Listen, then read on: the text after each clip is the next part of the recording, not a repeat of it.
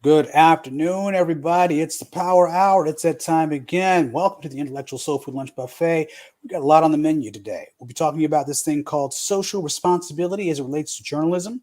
We have a lot of things to talk about regarding the trial of Kyle Rittenhouse and possibly even talking about a few other things, particularly around the police and even a little bit of embezzlement taking place at NCCU in 5, 4, 3, 2.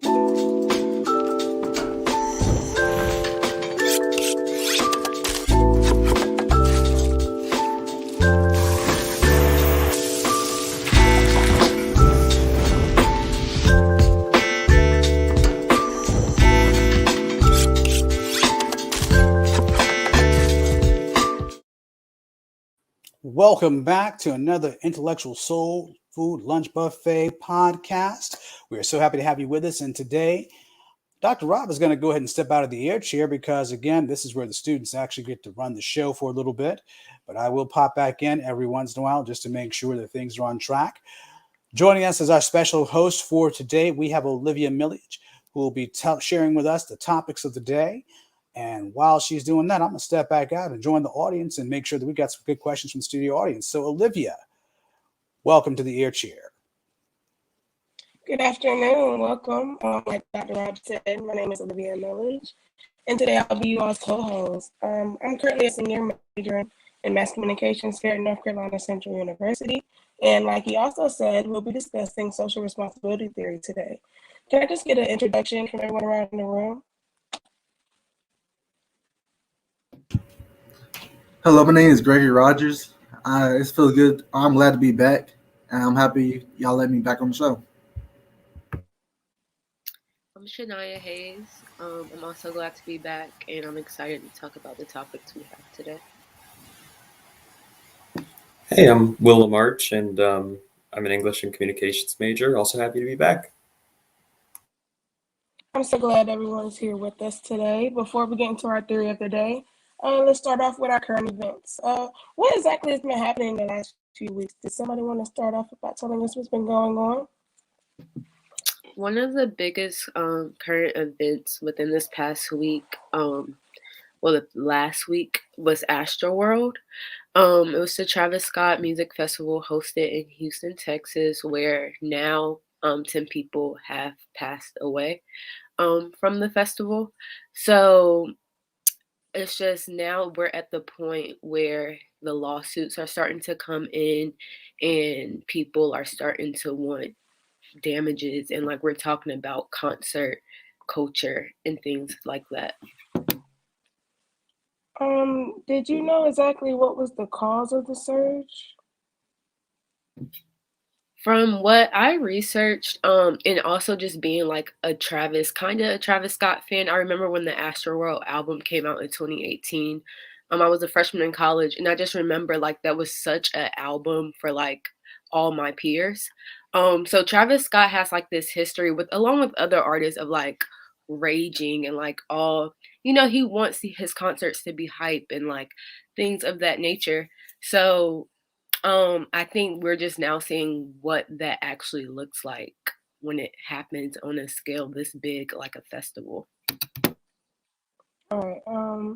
When I was doing a little bit of research on this, they were actually comparing it to the 1979 concert by Who in Cincinnati that left like 11 people dead. How do you all feel who should be responsible for this incident or tragic accident?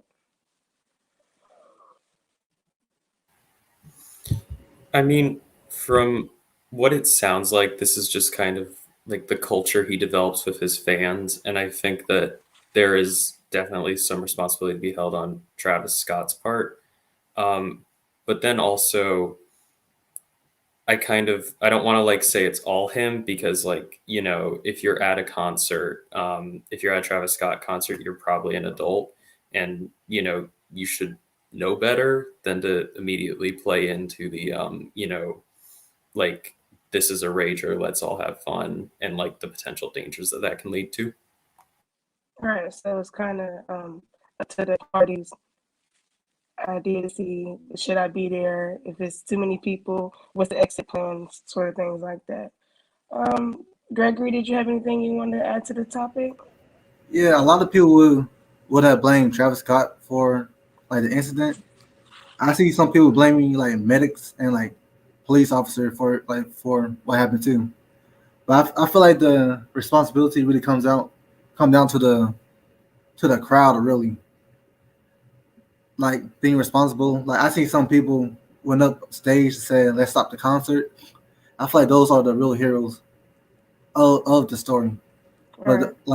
like the other people that didn't say nothing, just kept on partying. They seen people laid out, pass out, but didn't think nothing of it. I feel like we can push some of the blame on them, the crowd. I actually agree with Gregory. As more like how I said earlier, this has been going on for kind of the past week, if not longer at this point. Um, and as more information came out, it just started. You could see how like everyone did play a part in this going so wrong, like from the concert goers to Live Nation to the police. Like it's just so many things wrong with this festival that happened. Right. Some of the victims were like really young. I believe they were like 10 years old. So, that will go into responsibility of the parents. Is this something appropriate for my child or things like that of that nature? Moving on to our next current event. Missing girl rescued after using TikTok gesture. Would someone like to tell us more about this story? There was a missing girl from North Carolina who was rescued in Kentucky actually by using hand gestures that was learned from a popular social media platform called TikTok. All right. Well, for those that don't know, what exactly is TikTok and how has the platform influenced media, not only in this particular story, but in other ways as well? I feel like TikTok it was kind of I guess special app just because if I'm not mistaken, it's not like regulated by the US or like it's a Chinese app. I don't know. Like correct me if I'm wrong. But yeah, it's like people basically what I'm trying to say is people from all around the world can use TikTok, I believe. Right. If I'm not mistaken.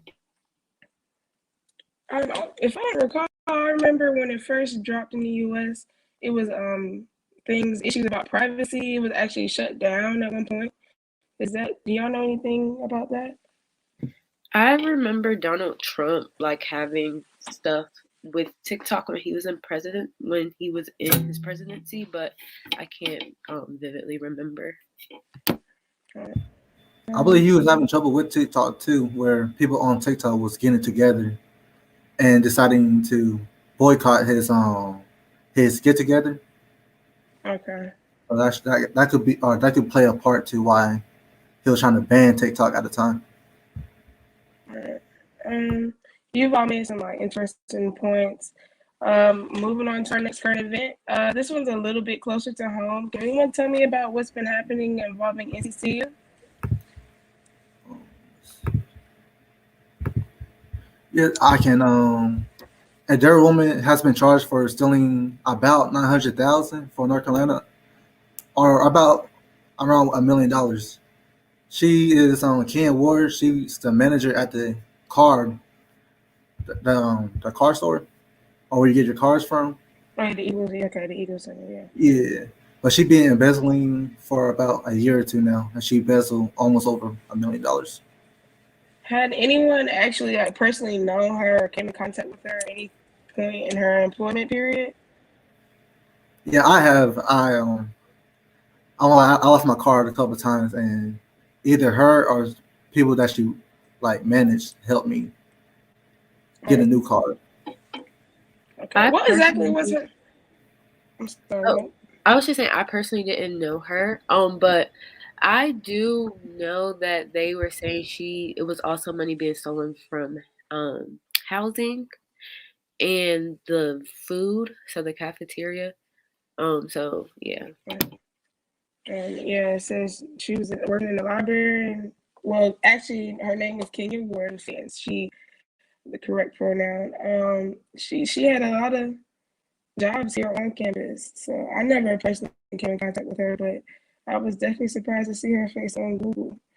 What else has been circulating in the news lately?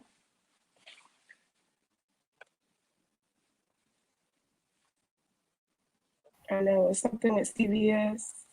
So CVS will be challenging the Supreme Court on disability rights December 3rd, I believe. It's early December because of a recent lawsuit by a group of people who want to opt out of mail-only HIV medication.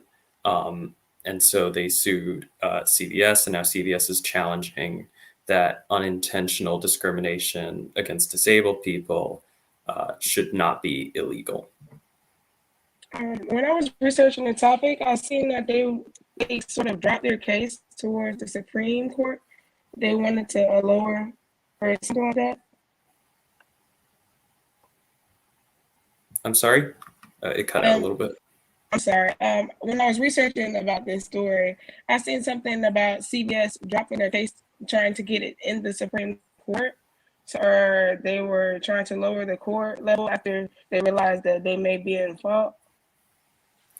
Yeah, so I think that probably has a lot to do with public outcry. The ACLU wrote an article covering it, and it really spread on TikTok. I know that's where I heard about it.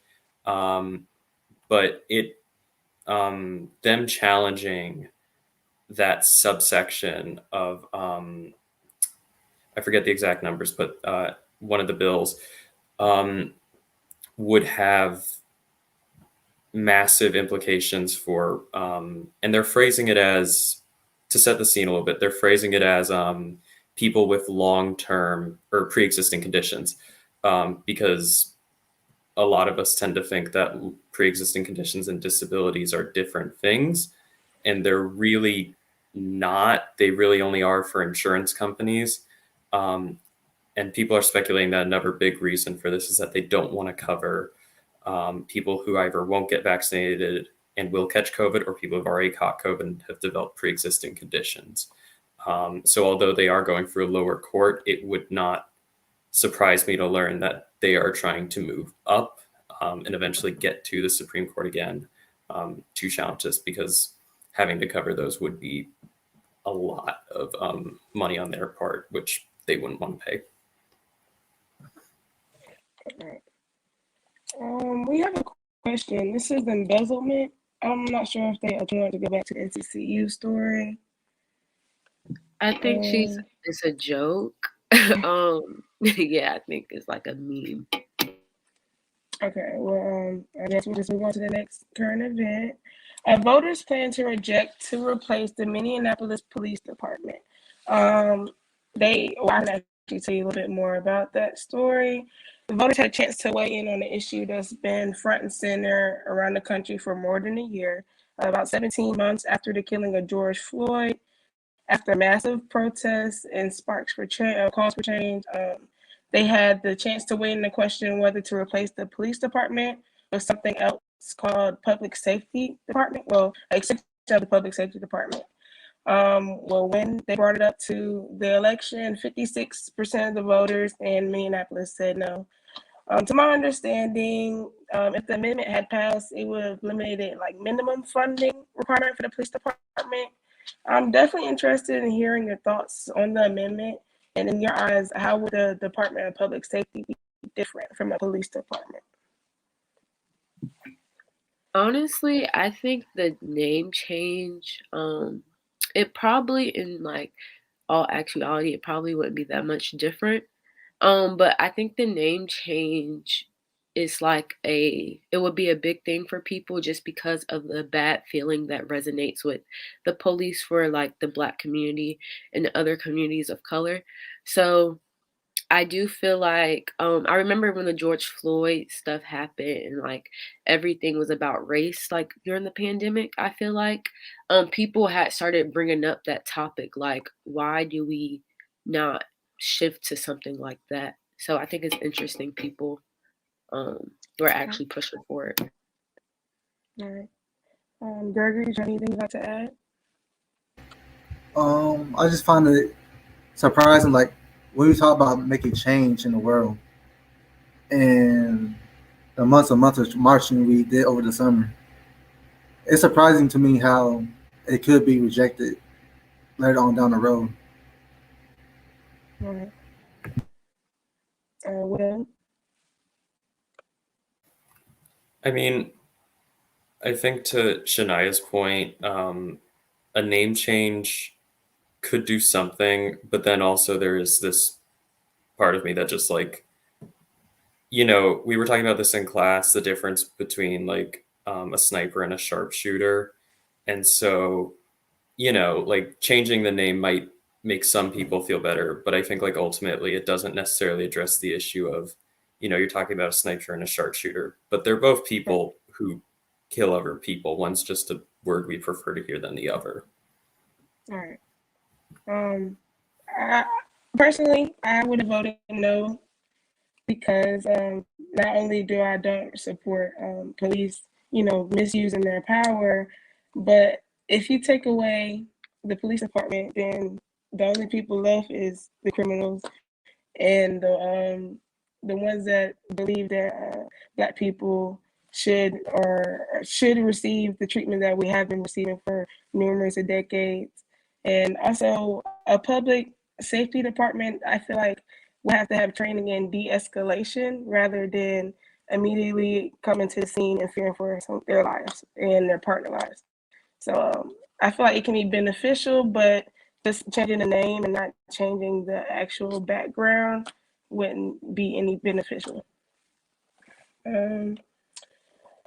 We all made some important points. I know we should be going into a quick break before we move into the topic of discussion.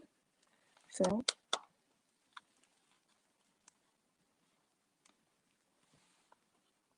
When it comes to vaping, the truth can get clouded. So let's make it clear. Vaping is not safe for youth. Because vaping can put microscopic particles into your lungs. And dangerous things like metals into your body. And nicotine, which can harm a person's brain development through their mid-20s. With appealing flavors, high nicotine levels, and lots of promotion on social media. Many kids think vaping is harmless, but it's not. So talk to your kids about the risks of vaping. Because when you talk, they hear you.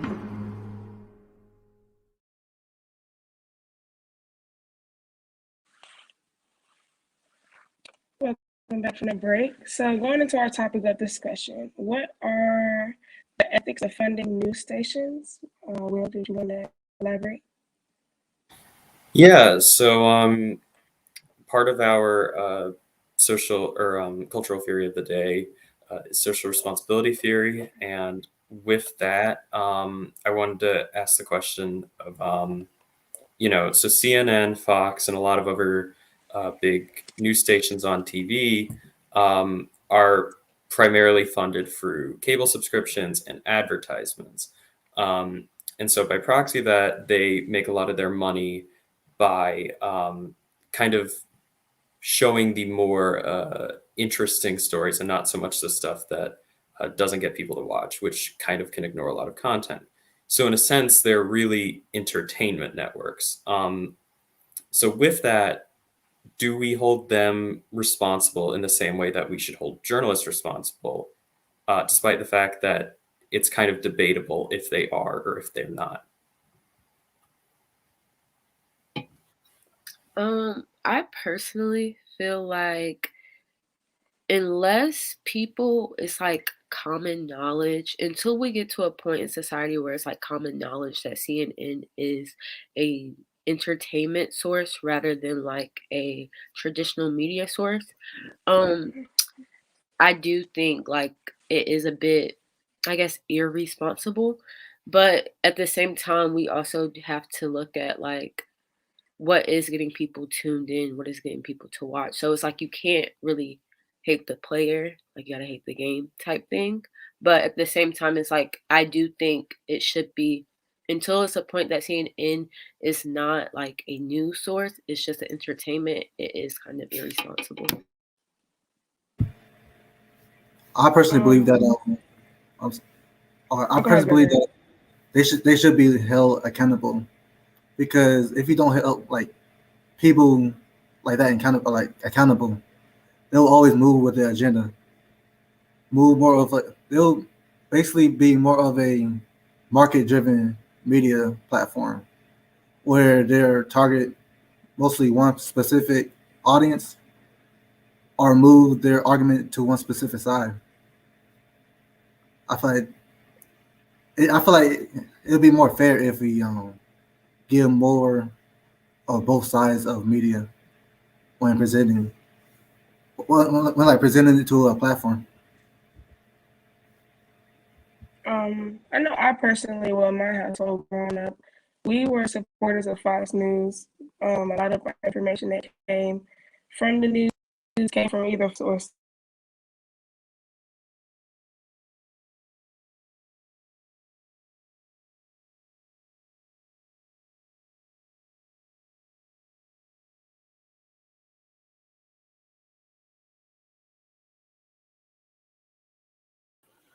We appear to have lost you. Your audio. We appear to have lost your audio.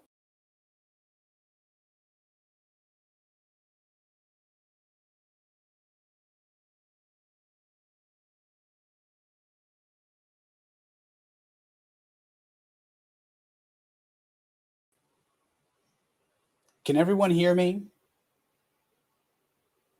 Olivia, we appear to have lost your audio.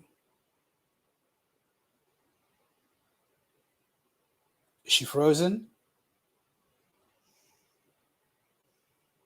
She appears to be frozen.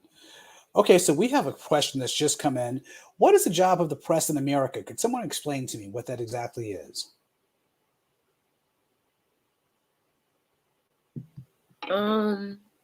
I would say traditionally, the job of press in America was simply to inform the public, in simple terms. I think traditionally that's what it was. Okay. Someone else. I think to exercise I'm specifically trying to answer is like, in America, to exercise the First Amendment and make sure that whenever people are exercising their First Amendment, they're informed. Okay. I'm going to go ahead and bow back out because Olivia's back as the host. Can you hear us, Olivia? Yes, I can. I'm so sorry. I don't know why our connection dropped. There's no worries. I'm bouncing back out. Like that's why the doc is here to save when possible. Exactly where were we at?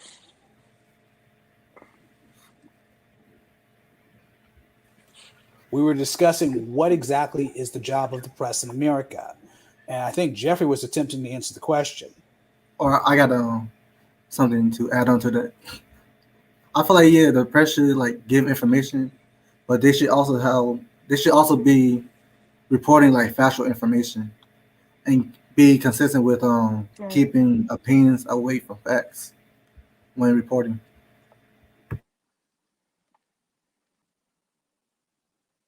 Honestly, kind of going back to the CNN topic, I do personally feel like some people, like I said, not everyone, but like some people do realize, like when it comes to news sources on TV, like some are very conservative while some are more liberal. And like people have their preferred entertainment news stations that might match up their views. So I don't know, that was kind of random, but I do think going back to that, like we're now getting to a point where people are kind of realizing news on TV is entertainment, if that makes sense. We got a question. If CNN, Fox, and the like are primarily focused on entertainment, yet accomplish this through seemingly like news networks, should their reporters be held to the same type of social responsibility as journalists? That's kind of what we're going on. I got cut off, but basically, I was saying that Fox News was kind of our primary news station growing up. So the information that we got from the media was primarily entertainment news, but if it isn't truthful, even though it's entertaining, it still can be truthful in a sense. You can grasp the audience attention while still keeping the facts and not watering down the message.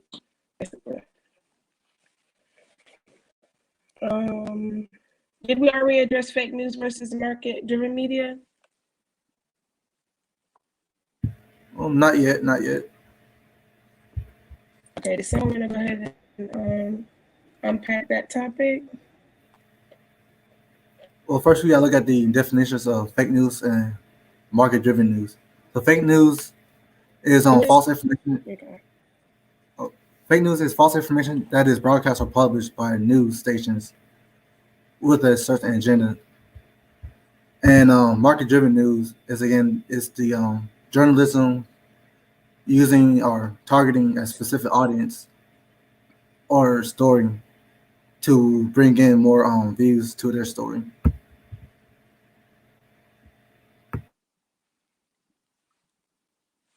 Thank you for the background.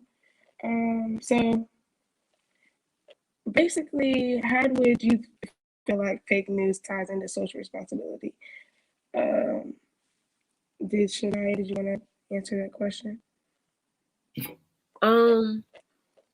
Fake news, I feel like that kind of lies in because it kind of goes to the point now we have social media and we have so many places that we could get information from wherever we wanted it. And I believe I had just saw something that basically just said people kind of find what information their beliefs align with, basically with all the access of information we have.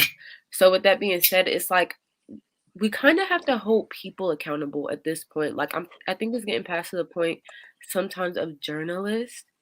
But a good journalist should be able to spot fake news and be able to fact check something and see if it is. So I guess it's kind of different, but I do think fake news is more so a individual level rather than like a journalist problem because journalists shouldn't be reporting fake news. Correct. We have a question. Does journalism have an objective to be fair and balanced? I feel as if they do. Your job isn't to tell you what your opinion is on a subject. It's really to expose information to the public and being able to say exactly what's going on without or intertwining your thoughts and your beliefs. Anyone else have anything else to answer? I mean, I kind of think like with the fair and balanced bit that, and like maybe this is just me and my interpretation of those words, but I feel like especially now we kind of look at fair and balanced as it has to be balanced in between like left-wing people and right-wing people. And to that same effect, I think that like if we're so focused on like Democrat versus Republican when we're reporting what is supposed to be objective facts most of the time, then we're not really focused on actually saying this is what happened, in this order. I think like that kind of goes back to a lot of I don't know the exact word, but definitely how a lot in politics can be very duplicitous in that people, and I think that reflects through our news media. But I think I'm not really sure how to conclude this thought, but yeah, I think it kind of just needs to be, if nothing else, like direct. All right. We have a question from Jayani. Are you guys aware of deep fake media and what are some ways that content can be regulated? Anyone know exactly what deep fake media is? I mean, I looked at the definition. I think she referred to the use of like AI technology to paste like celebrity face and like make them say stuff, make them do stuff. So okay. Yeah. I was just saying it's crazy because I had over the past few weeks, it was somewhat time recently, I had seen a post about that with Michelle Obama and Barack Obama. And they like it was like this fake news story that she was like a man. But yeah, just relating back to that point. Okay, so basically the technology can be used to slander a celebrity's image, create out kind of fake videos and things of that nature. It kind of goes back to the point I had said earlier. Like I think I was watching The Social Dilemma on Netflix when I heard this, but they were saying like people can just find information that aligns with their beliefs, and like we have so much information out here that people, like, it's easy to just find stuff that fits what you want to believe. And I think that's where deep fake news comes from. Okay. I think Well, with did you have anything you like to I think with deep fakes, I think like I don't think there's ever going to be like a real like hard and fast way to ever regulate them, especially with how much more advanced technology is getting. And I think the simpler solution is to just focus more on media literacy in like, teaching not just college students that, but like, high school students, maybe even middle school students to like better catch that information rather than trusting other people to, filter it out because it's never all going to be filtered out, unfortunately.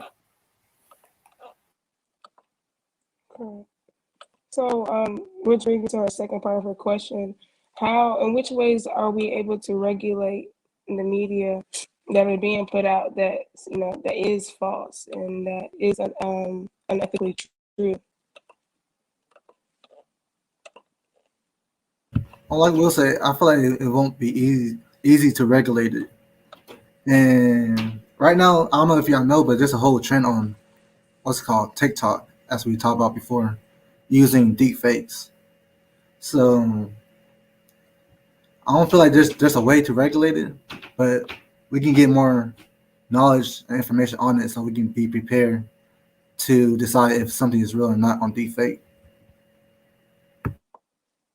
I guess that what goes back to the social responsibility is how individuals would regulate themselves and what they're putting out there on the internet. Anyone else have anything to add to these topics before we go on another break?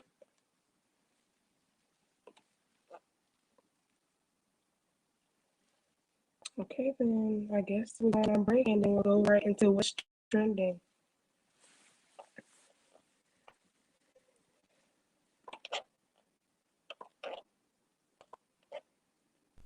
One of the topics we cover in the Women's Sports Foundation is gender equality and helping fund women's sports.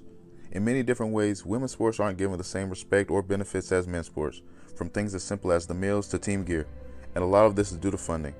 In the pros, they don't get nearly as much pay or funding as the men, but the Women's Sports Foundation is working with different women's sports organizations and players to help close the gender pay gap and make things more fair for women in the future.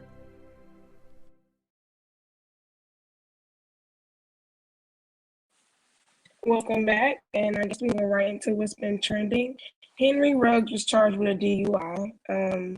I guess Bakari is actually supposed to cover this topic, but did anyone have anything to say about that? I'll say something about it. Yeah, Henry Ruggs was charged for DUI. He was going, I think, at least 150 down the highway, crashed into somebody, and he killed a woman. So right now he got released by his team. He played for the Raiders, and he's facing jail time right now. And exactly who was Henry Ruggs? He's a football player? Yeah, football player. He played for the Raiders. He went to Alabama University. I think he got drafted last year or this year.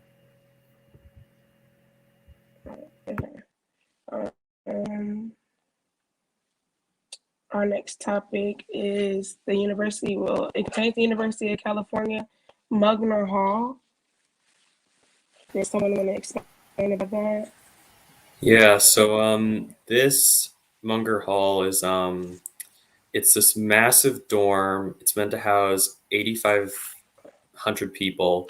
And a lot of the rooms, like it's each individual room is expected to hold about 8 students. And most of the rooms, because of the size of it, would not have access to sunlight.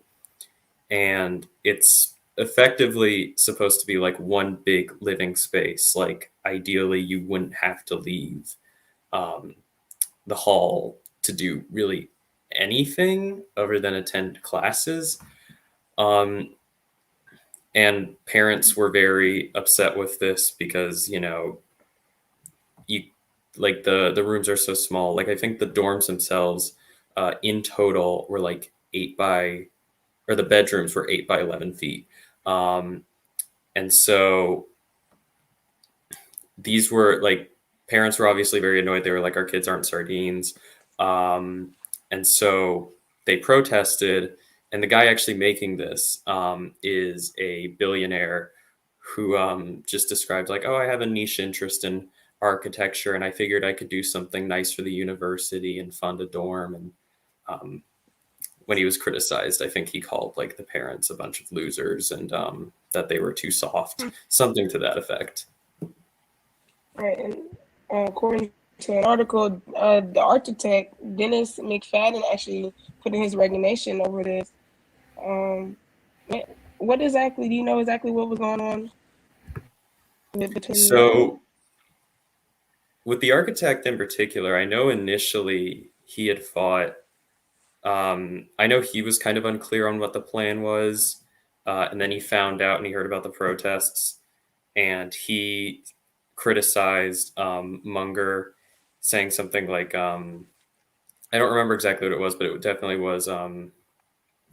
He criticized like, I didn't realize I was doing this exact plan. So absolutely not. This is not, college students are under enough stress. I'm not going to add to that. I can't remember his name, but the billionaire you mentioned, I know in his press conference, he said that he was building a facility that would lower suicide rates. And to me, that seems like it's doing the opposite. Having no room, no windows, no sunlight, artificial lighting, it could be depressing. I would call it depressing. What else has been trending in the news lately? I know the Congress passed a new mandate. Yeah, I had saw a post about alcohol monitoring in new cars. And it will come as soon as 2026. It is basically it was with the $1 trillion infrastructure plan that got passed by Joe Biden in Congress. And yeah, so we starting 2026 as early as we will get alcohol monitoring in all new cars. This kind of supports that Rugg story about how fast he was going. What are your thoughts on the new mandate, and will this implementation help lower the nerve-wracking collision statistics? I know it was something about the first half of 2021, at least 20,000 people died in traffic accidents. So what are your thoughts on that? Can I hear from Gregory? I feel like with like the accident, all adding a new mandate like that might be necessary to help prevent future accidents. Okay. Well, I mean, I think it's a good idea for sure, to just try and lower accidents in that sense. But then I also kind of think back to how like there's a big culture or a big subculture around like consuming alcohol. Specifically, like we've all seen like those shirts like I'm a wine mom, moms run on wine, or like, I'm already drunk, like all those different shirts. And like it's really, and that's just one example, it's really popularized in other media. And so like I think lowering that statistic is always going to be a good thing, but then it's also kind of like, but shouldn't we do more to actually kind of dispel that as a culture, or at least recognize it as like there are real consequences beyond just car crashes, but like alcohol poisoning, like college student, like hazing's another great example of those cultural events that happen. So I mean, it kind of feels like it's treating the symptom, not the problem. All right. Okay. That's an interesting point you made. Moving on to our last trending topic, Kyle Rittenhouse. Can someone tell us why his name has been circulating in the media? His trial has started, and over the past few days, the media circulation has really been about his jury. The judge is going to let him, I believe, like randomly select his jury. And the charge also got dropped. When I was looking things up, kind of good to go back. I kind of skipped over. Kyle Rittenhouse shot 3 men, and he killed them at a protest that was fighting or rallying against police brutality. When sorry, give me 1 second. I believe it was for the death. I cannot remember his name at the moment, but yeah, it was in 2020. And he shot and killed 3 people in Kenosha. And the report says he was actually equipped with an AR-15 style rifle, and he was at the age of 17 years old when this incident actually occurred. So the charges of the gun charges being dropped. Did you see any reason? Hold on. Point of clarity. No one died in this incident. It was the shooting of Jacob Blake that left him paralyzed. So let's make sure we get the story straight. So Jacob Blake was left paralyzed. He was shot by Minneapolis police as he was attempting to just basically reach for his wallet outside of his car. So that's then where you have the context. So I just wanted to make sure we had that point of clarity straight there. Continue. Okay. He was equipped with an AR-15 style rifle, and he was 17 years old, which is younger than the legal age to have a rifle. Did anyone see the reason why his gun charges were dropped by the judge, or anything supporting his reasoning?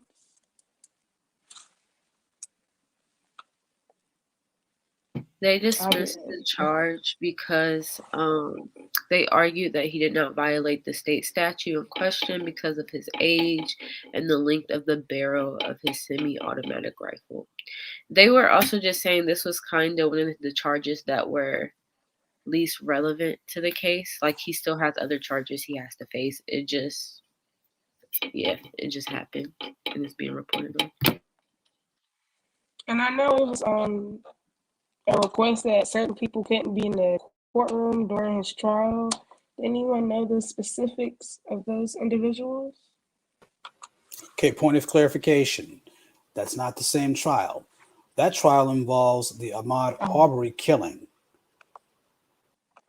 Okay.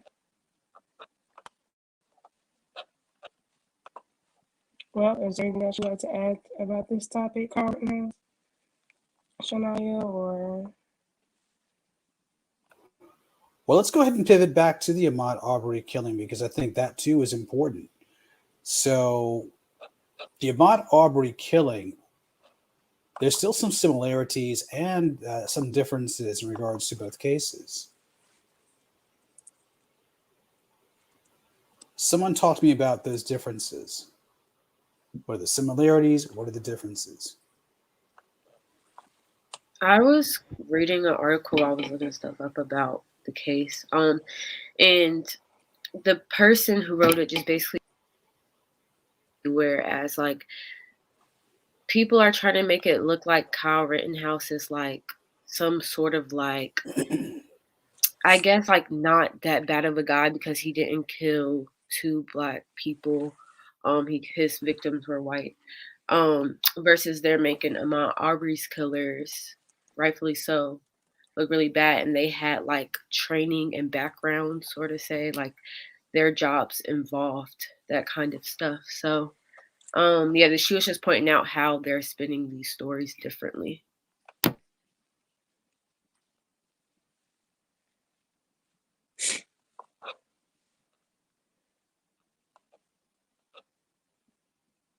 I believe for the Cal case, he could pick his own jurors, right? Yeah, he was able to draw out a hat and select his jurors. It's like technically, but it's like he picks them, but it's still random, but it's still weird. Like, it just doesn't seem normal.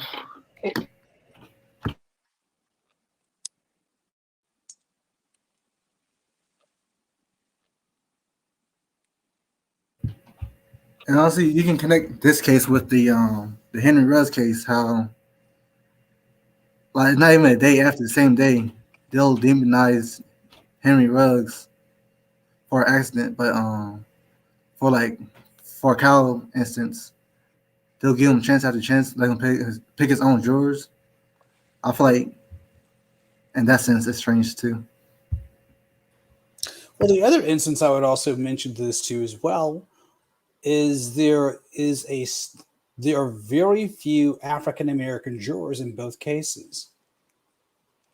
Does that strike you as odd? It doesn't strike me as disappointing, yes, but I no, considering who Why do you say it doesn't is strike you as being on odd? trial. I mean, traditionally, the court system isn't made for African Americans to receive justice for anything concerning them. It's really made to support the latter group of people and basically helping get off of anything they need to get off on.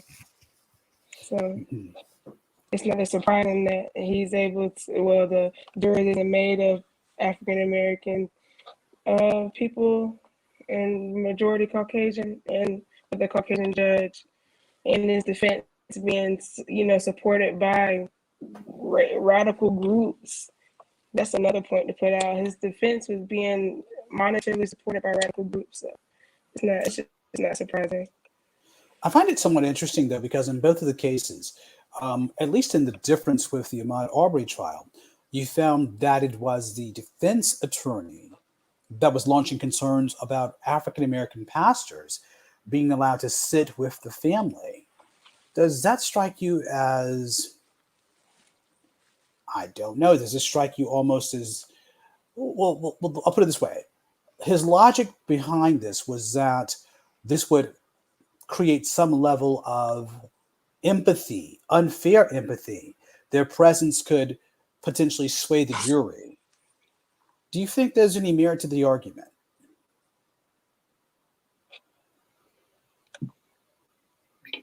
I personally feel like a lot of cases use that defense, that bringing in certain jurors, it's always black people. It seems like in the cases I'm referring to, I'm kind of thinking about like Rodney King and O.J. Simpson, because those are really only the two big race cases I really know that I've watched stuff about.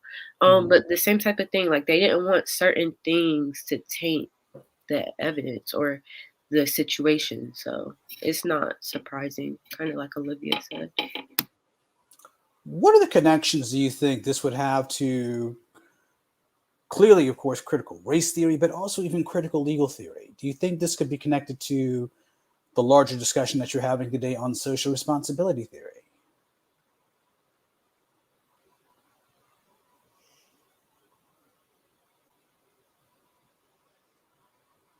I'm getting crickets in the room.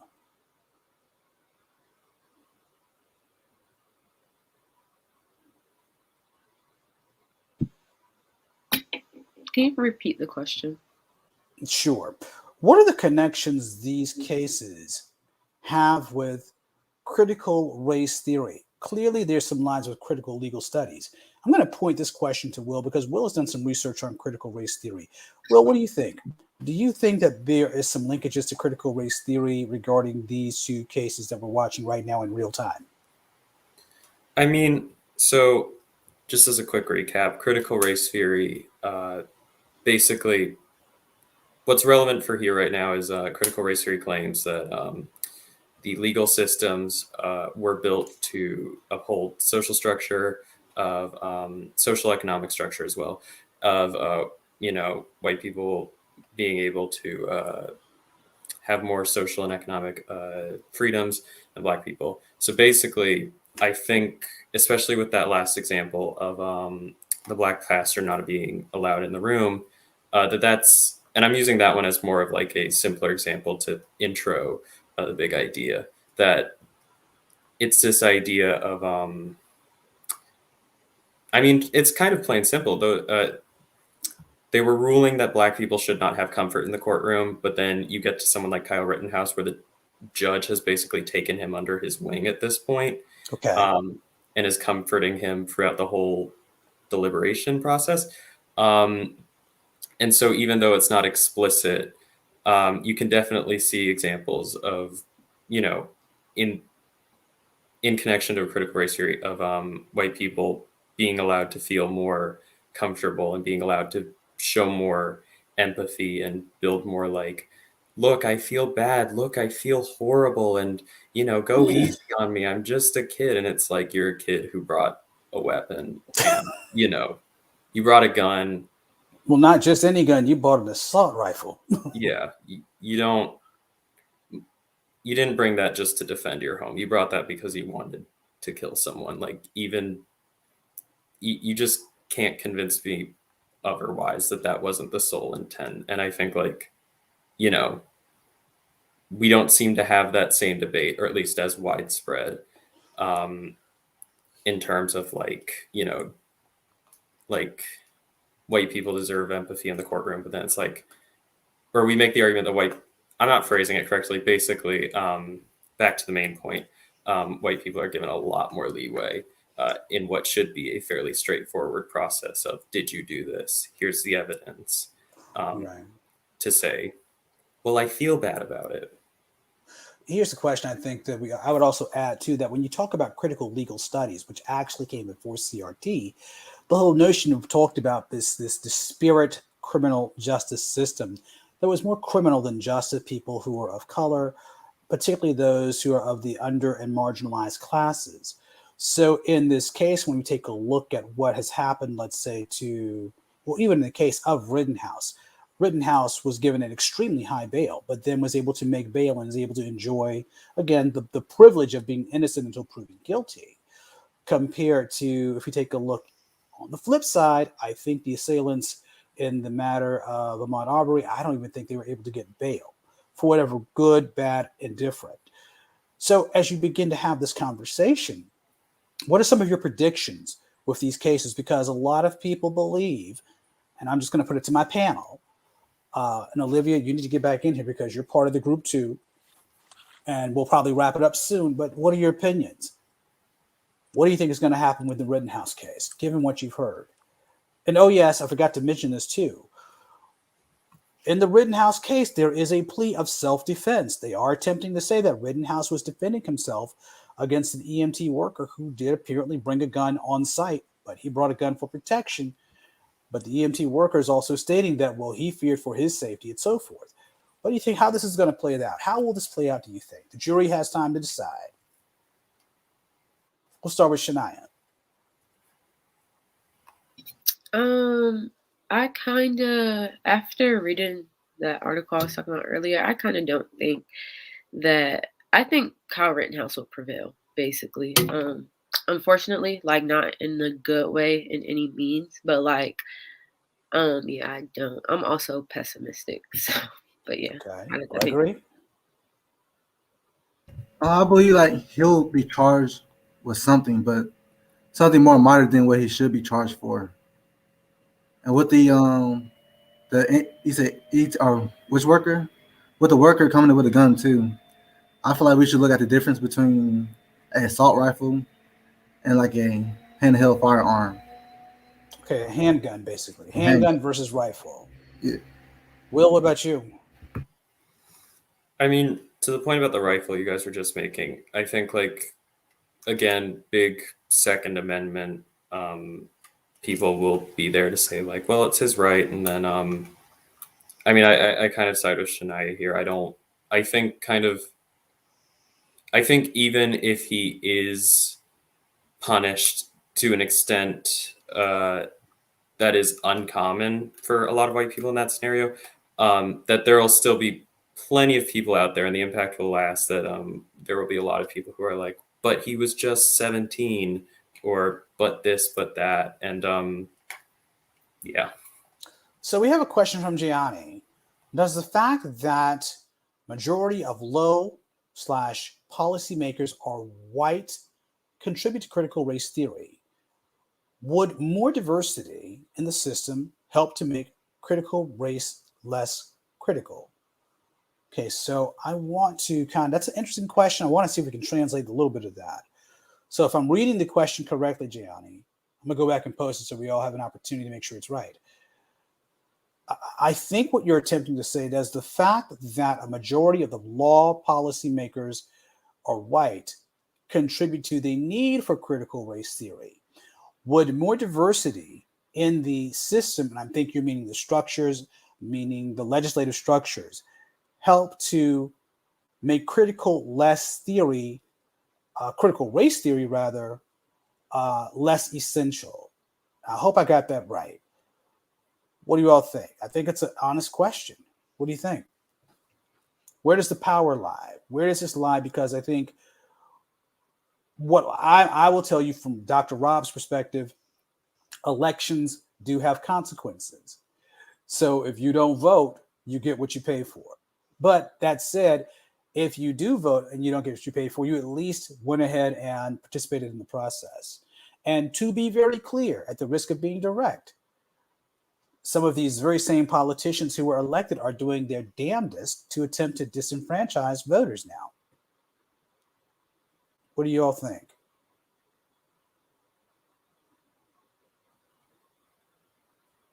And this is all about social responsibility too, but go ahead.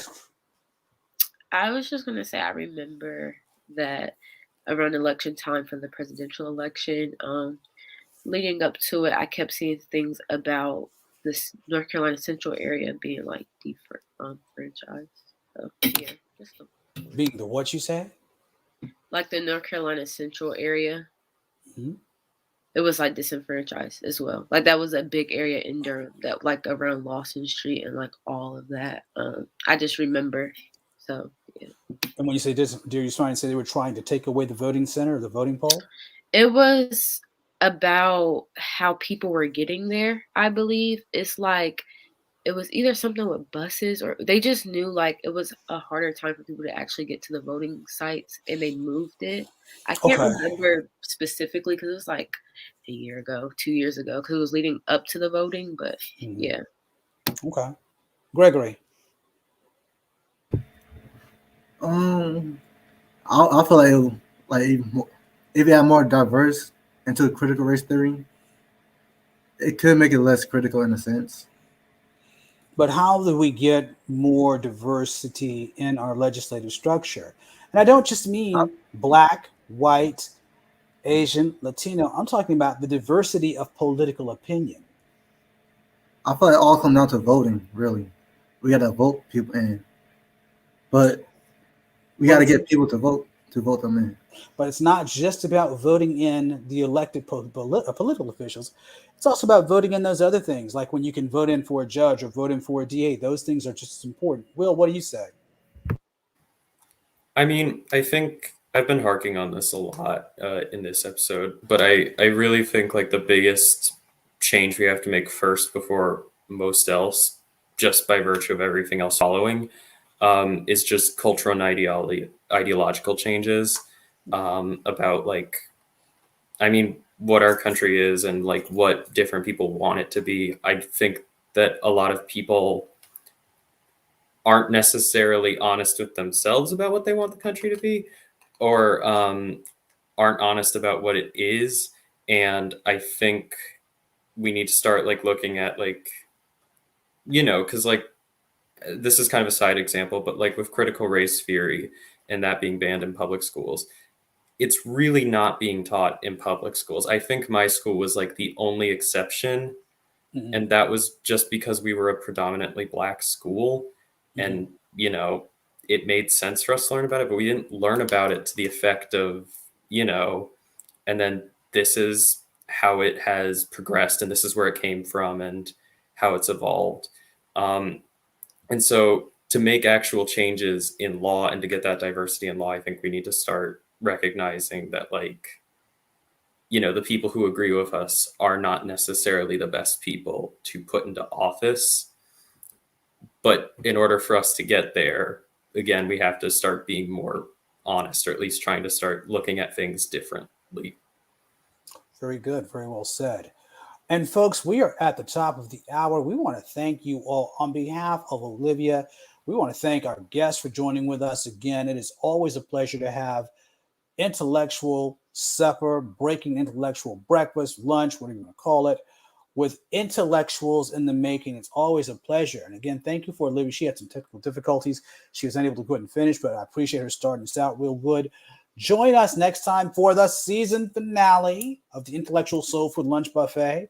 We will do a semester in review We hope to have a bigger audience. We hope to have a bigger selection of folks in the actual panelist pool. So until then, as we say always, be good, be safe, be well. Until next time, peace.